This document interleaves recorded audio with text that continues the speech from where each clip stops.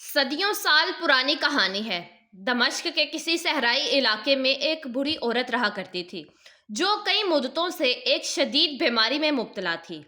بیماری نے اس کے جسم کو کمزور اور لاغر کر دیا تھا اور تکلیف نے اس کی روح تک کو جھنجھوڑ کے رکھ دیا تھا۔ قریبی تمام حکیموں نے بہت کوشش کی مگر سب بے بس ہو گئے۔ صرف ایک ایسا حکیم تھا جو اس کی بیماری کا علاج کر سکتا تھا، مگر وہ بہت ہی زیادہ دور بغداد کے ایک مشہور شہر میں رہا کرتا تھا۔ وہاں تک پہنچنا نہایت ہی مشکل تھا، خاص طور پر ایک بیمار اور بیوہ غریب عورت کے لیے۔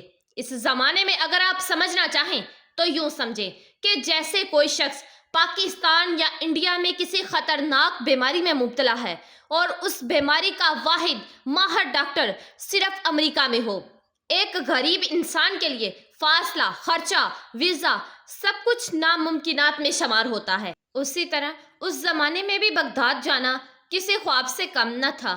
اس بری عورت کا اللہ تعالیٰ پر ایمان اتنا زیادہ مضبوط تھا کہ وہ ہر حال میں یہی کہتی کہ اللہ تعالیٰ ہی میرا نگہبان ہے، وہی حکیم خود چل کر میرے گھر آئے گا اور اس کا ثواب اللہ تعالیٰ ہی بنائے گا، وہی خالق و مالک ہے میرا۔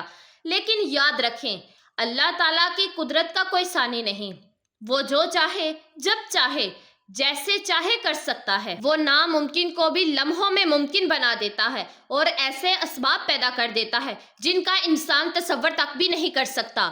یہی یقین اس کہانی کی بنیاد ہے۔ تو پیارے دوستو، وہ زمانہ ایسا تھا کہ جب سفر اونٹوں اور گھوڑوں پر کیا جاتا تھا، مگر اس عورت کے پاس نہ سواری تھی نہ کوئی سامان۔ راستے طویل اور کٹھن تھے، لیکن اس کا یقین یہ کہتا تھا کہ اگر کوئی اسے بغداد تک پہنچا سکتا ہے تو وہ صرف اللہ تعالیٰ ہی ہے، یا پھر اللہ تعالیٰ وہ مشہور حکیم کو خود اس کے پاس بھیج دے۔ وہ روز اپنی بیٹی سے یہی کہا کرتی تھی کہ مجھے اسی حکیم سے علاج کروانا ہے اور میرا رب ہی اس کا اسباب بنائے گا۔ اس کی بیٹی اکثر اپنی ماں کی باتوں پر ہنس دیتی تھی کیونکہ اس سے یہ سب صرف ایک خواب لگتا، لیکن اللہ تعالیٰ جو کرتا ہے وہ انسان کی عقل سے بالا تر ہوتا ہے۔ وہ بوڑھی عورت نے محلے کے امیر لوگوں سے مدد مانگی مگر کہیں سے بھی کوئی بھی مدد کا جواب نہ ملا۔ وہ درد اور مایوسی کے بیچ بے بسی کی زندگی گزارتی رہی، اپنی ایک بیٹی کے ساتھ غربت اور شدید بیماری کا سامنا کرتے ہوئے وہ دن بدن کمزور ہوتی ہی جا رہی تھی۔ بیماری اس حد تک بڑھ چکی تھی کہ اب نہ عبادت کی طاقت باقی رہی تھی نہ کھانے پینے کی ہمت۔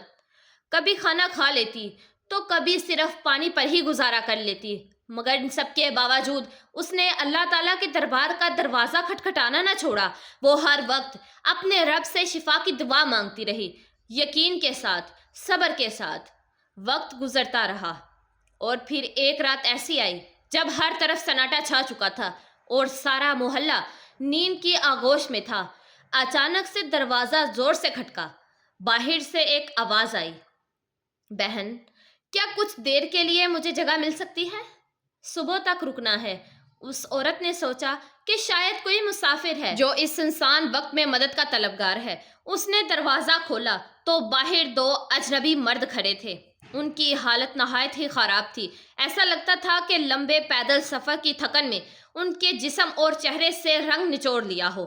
پیارے دوستو، آگے بڑھنے سے پہلے ایک چھوٹی سی میری گزارش ہے کہ آپ سب لوگوں کا بہت بہت شکریہ کہ آپ لوگ ہماری ویڈیو بہت پیار سے دیکھتے ہیں، مگر کئی دوست بنا سبسکرائب کیے چلے جاتے ہیں۔ آپ سے میری گزارش ہے کہ پلیز ہمارے چینل کو لازمی سبسکرائب کیا کریں۔ بہت بہت شکریہ آپ کا۔ بیٹی دوڑی ہوئی ماں کے پاس گئی اور ساری بات بتائی۔ ماں نے پہلے اجازت نہ دی اور پھر کہا کہ ہمارے گھر میں کوئی مرد نہیں، ایسے آدھی رات کو دو اجنبی مردوں کو کیسے اندر آنے دیں؟ مجبوراً ان مردوں کو واپس لوٹنا پڑا۔ وہ دروازے کے ساتھ ہی بیٹھ گئے، نڈھال اور تھکن سے چور۔ عورت کی ممتا جاگ اٹھی، اسے ان دونوں میں اپنے بیٹے نظر آنے لگے۔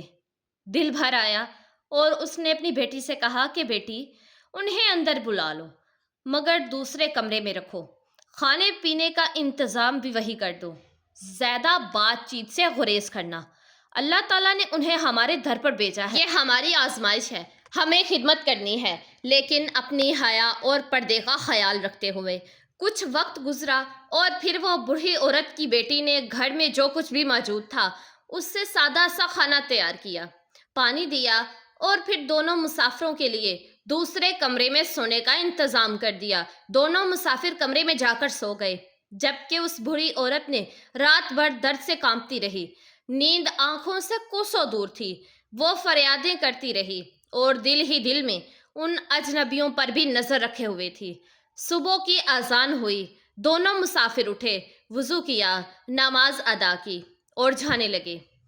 جاتے ہوئے وہ بوڑھی عورت سے دعائیں لے رہے تھے، مگر جب عورت نے ان کی عبادت اور پرہیزگاری دیکھی تو محبت سے روک لیا کہ بیٹا، ناشتہ کیے بغیر تم لوگ مت جانا، اللہ تعالیٰ نے تمہیں ہمارے گھر پر بھیجا ہے۔ یہ سن کر وہ دونوں آدمی رک گئے اور ان میں سے ایک نے نرمی سے پوچھا کہ اماں جی، آپ بیمار لگتی ہیں، کیا ہوا ہے آپ کو؟ کب سے پریشان ہیں؟ وہ اس بری عورت نے دھیمے لہجے میں جواب دیا کہ بیٹا، یہ بیماری اللہ تعالیٰ کی طرف سے ہے اور میں اس پر راضی ہوں۔ میرا نگہبان صرف میرا رب ہے۔ تقریباً 10 سال ہو گئے ہیں مجھے اس تکلیف میں جیتے ہوئے، مگر آج تک مکمل علاج نہ کروا سکی۔ بیٹا، میرا نہ کوئی بیٹا نہ بھائی ہے۔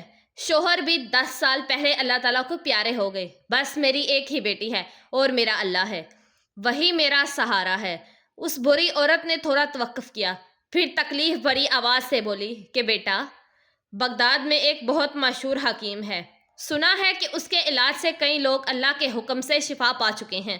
میں نے بھی اس کا بہت نام سنا ہے، دل میں ایک امید ہے کہ شاید میری بیماری بھی ٹھیک ہو جائے، لیکن بیٹا، میں مجبور ہوں۔ اتنی دور جانے کی نہ سکت ہے نہ وسائل۔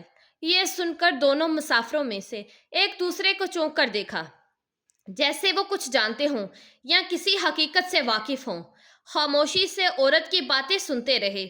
وہ بوڑھی عورت نے آسمان کی طرف دیکھا اور ایک دم مسکراہٹ کے ساتھ بولی کہ بیٹا، میرا ایمان ہے کہ جس رب نے بیماری دی ہے وہی مجھے شفا بھی دے گا، دعا بھی وہی بھیجے گا۔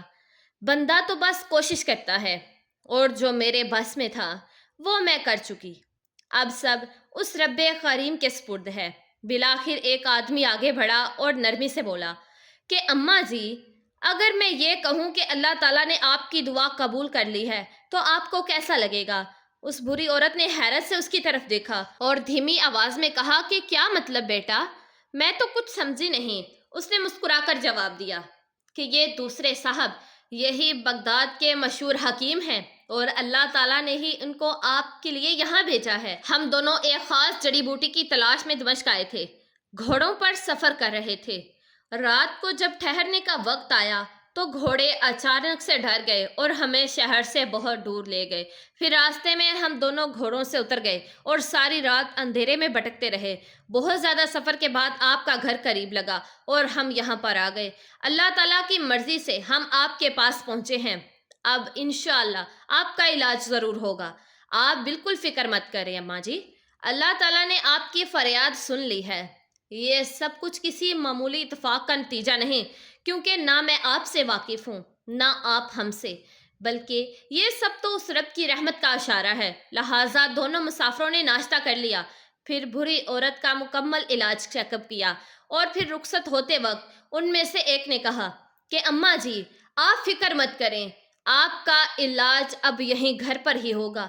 میں اپنے بیٹے کو بھیجوں گا، وہ آپ کو دوا دے جائے گا، دوا بھی وہی لائے گا جو صرف ہمارے پاس ہی دستیاب ہے۔ یہاں تک کہ اس بری عورت کے اخراجات کا خرچہ بھی ڈاکٹر نے اپنے ذمہ لے لیا۔ کچھ وقت گزرا، پھر واقعی ایک نوجوان لڑکا دوا لے کر آیا۔ وہ حکیم کا بیٹا تھا۔ دوا دینے کے بعد جب اس نوجوان نے بری عورت کی بیٹی کو دیکھا تو دل میں کچھ محسوس کیا۔ در حقیقت حکیم نے اسے دوا دینے کے ساتھ بیوی کے لیے لڑکی دیکھنے کے ارادے سے بھیجا تھا، کیونکہ حکیم نے اسی رات کو لڑکی کی خدمت اور میزبانی دیکھی تو دل ہی دل میں بہو بنانے کی نیت کر بیٹھا۔ جب حکیم کے بیٹے نے لڑکی کو دیکھا تو اسے بھی وہ پسند آ گئی۔ حیا اور غیرت کا زمانہ تھا۔ لڑکا چپ چاپ وہاں سے چلا گیا اور بوڑھی عورت کو صرف اتنا اشارہ دیا کہ آپ کی بیٹی مجھے پسند ہے، تاکہ وہ کسی اور کو ہاں نہ کر دے۔ بوڑھی عورت سے رشتہ طے ہو پایا اور کچھ دن بعد اس نیک سیرت لڑکی کی شادی بغداد کے مشہور حکیم اور ایماندار حکیم کے بیٹے سے ہو گئی۔ چند ہی دنوں کے علاج سے بری عورت بھی صحت یاب ہو گئی۔ اب وہ اپنی بیٹی کے ساتھ بغداد میں آرام اور سکون کی زندگی گزارنے لگی۔ وہ ہر روز بیٹی کو یہی نصیحت کرتی کہ بیٹی، ہمیشہ اللہ تعالیٰ پر کامل یقین اور پختہ بھروسہ رکھو۔ جو کچھ بھی ہوتا ہے وہ اللہ تعالیٰ کے حکم سے ہی ہوتا ہے، اس کے سوا کوئی اور کچھ نہیں کر سکتا۔ جب بھی کسی سے امید لگے تو دل سے اللہ تعالیٰ کے دربار میں رو لو، وہ سب کچھ سننے والا ہے۔ میں ایک بے بس، بیمار، غریب، بیوہ بری عورت تھی، کسی قابل نہ تھی، لیکن اللہ تعالیٰ نے مجھے عزت دی، صحت دی اور خوشی عطا کی، کیونکہ وہ اخلاص دیکھتا ہے۔ جی تو میرے پیارے دوستو، اس کہانی سے ہمیں ایک بہت اہم سبق یہ بھی ملتا ہے کہ مشکل جیسی بھی ہو، دل سے اور اخلاص کے ساتھ صرف اللہ تعالیٰ کو پکارو۔ وہی سننے والا ہے، وہی دیکھنے والا ہے، اور وہی ہے جو ہر مسئلے کا بہترین حل رکھتا ہے۔ اگر کبھی کوئی دعا قبول نہ ہو تو یہ مت سمجھو کہ وہ رد ہو گئی، بلکہ اس میں یا تو ہمارا بھلا نہیں ہوتا، یا پھر ہمارے اخلاص میں کمی ہوتی ہے، یا پھر اللہ اس سے بہتر وقت اور صورت کا انتظار کروا رہا ہوتا ہے۔ اور بچوں کے لیے ایک سنہری سبق یہ ہے کہ چاہے بیٹا ہو یا بیٹی، اگر والدین کی خدمت اور اطاعت دل سے کی جائے تو اللہ تعالیٰ دنیا اور آخرت میں ایسے انعامات سے نوازتا ہے جو محض قابلیت سے حاصل نہیں ہوتے۔ والدین کی خدمت رب کو اتنی زیادہ پسند ہے کہ وہ اس کے بدلے عزت، مرتبہ، سکون اور کامیابی عطا فرما دیتا ہے۔ مجھے امید ہے کہ آپ نے اس کہانی سے بہت کچھ سیکھا ہوگا۔ اگر آپ لوگوں کو مزید ایسی ہی سبق آموز اور ایمان افروز کہانیاں سننا پسند ہے تو میرے چینل نمرا وائس اسٹوریز کو لازمی سبسکرائب کیجئے گا اور بیل آئیکن کے بٹن کو لازمی پریس کر دیجئے گا۔ اور اگر آپ کو ویڈیو اچھی لگی ہو تو کمنٹ لازمی کیجئے گا اور ہمارے چینل کو سبسکرائب کر کے ہمارے چینل کا حصہ بن جائیے گا۔ اوکے جی، اپنا خیال رکھیے گا اور دعاؤں میں ہمیں یاد رکھیے گا۔ جزاک اللہ۔